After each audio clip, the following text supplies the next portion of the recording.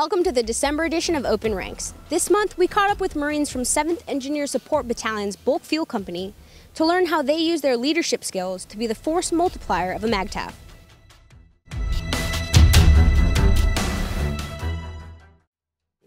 Let's listen to what they have to say about their expeditionary capabilities and their views on current hot topic issues in the media. So we like to focus a lot on the small unit leadership.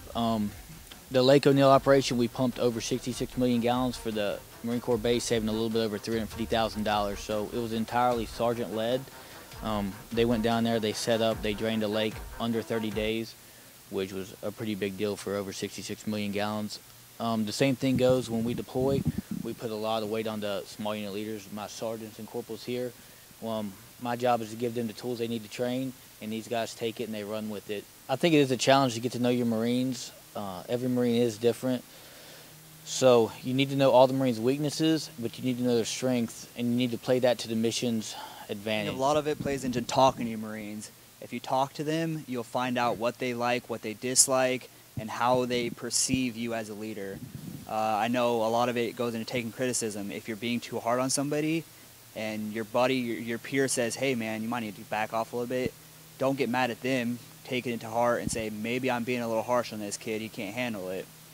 So a lot of it's really just talking to them, figuring out, if I yell at you, are you going to react poorly, or are you going to do what I say to do and perform better? Recently in the news and the media out in the civilian world, you see a lot about the race issues and different things like that. Everybody wears green or tan, depending on what time of the year it is, and everybody's equal. I think that there is room for improvement, but I think the Marine Corps is leading the fight in all the other services. I don't think it's something that is covered up like the news media likes to play. I think that when it happens, it's brought up, and the Marines are dealt with firmly and fairly. Every Friday we have a safety brief. It's brought up. We all talk about it, which keeps it, fresh in your mind. Not just a once a year, hour-and-a-half PowerPoint, like you said, which can be, just drags on after a while.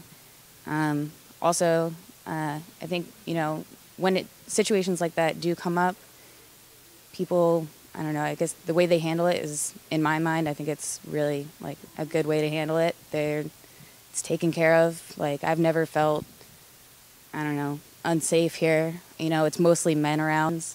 I look at them like my brothers. One of the best ways to combat the problem throughout the Marine Corps is just getting to know your Marines. And if you sit through those briefs 100 times a year, that it'll give you the awareness.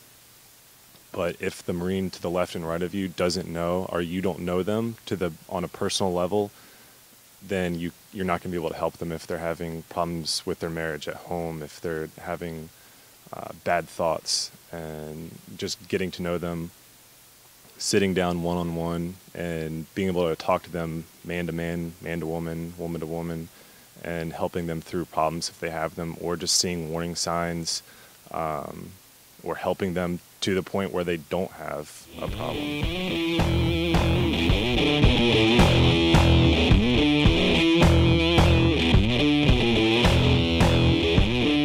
Thanks for tuning in to Open Ranks. Make sure to follow us on Facebook to stay up to date on everything going on around the MOG.